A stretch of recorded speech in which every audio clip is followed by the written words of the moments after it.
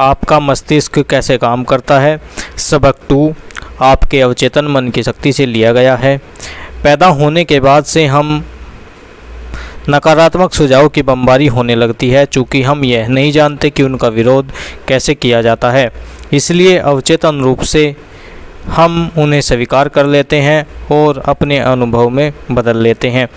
हम ज़िंदगी में सफल क्यों नहीं हो पाते, उसके क्या कारण हैं, उसके कुछ पॉइंट्स जो ज़िंदगी में हमारी लगातार हम पैदा होने से लेकर हमारी जवानी तक जो विचार हम पर थोपे जाते हैं वो इस प्रकार हैं।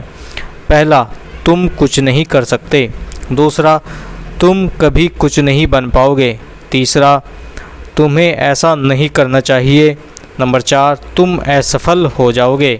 नंबर 5, तुम्हारी सफलता की बिल्कुल संभावना नहीं है। नंबर 6, तुम बिल्कुल गलत हो। नंबर 7, इससे कोई फ़ायदा नहीं होगा।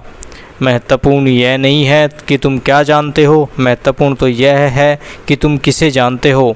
नंबर 8, दुनिया रसातल की ओर मतलब नरक की ओर जा रही है।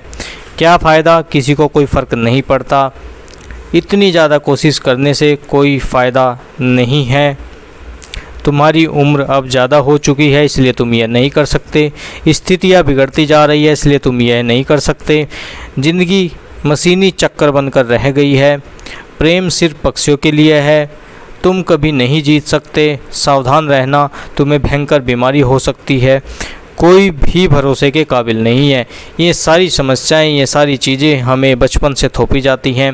इस तरह के बाहरी सुझाव को स्वीकार करके आप उन्हें साकार करने में सहयोग देते हैं। बचपन में आप दूसरों के सुझाव का विरोध नहीं कर सकते थे। आपको इस बारे में ज़्यादा पता नहीं था।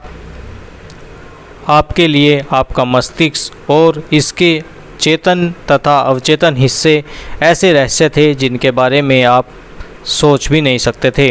बहरहाल आप जवान होने के बाद आप यह चयन कर सकते हैं। आप सकारात्मक आत्म सुझाव का प्रयोग करके अपनी कंडीशनिंग, अपना विचार को दोबारा विचार कर सकते हैं और अतीत की छापों को बदल सकते हैं।